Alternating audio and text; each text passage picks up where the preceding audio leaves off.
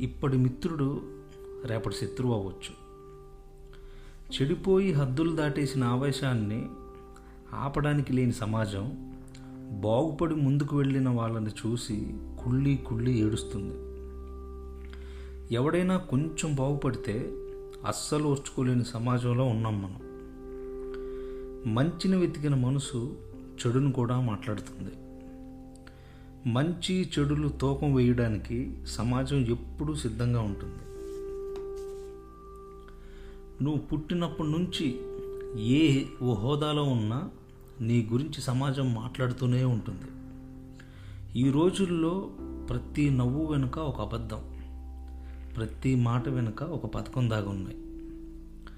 కష్టంతో బ్రతుకుబండి నీడ్చినన్ని రోజులు సమాజం ముళ్ళుగారుతో నిన్ను పొడుస్తూనే ఉంటుంది. ఈ సమాజం ఎప్పుడూ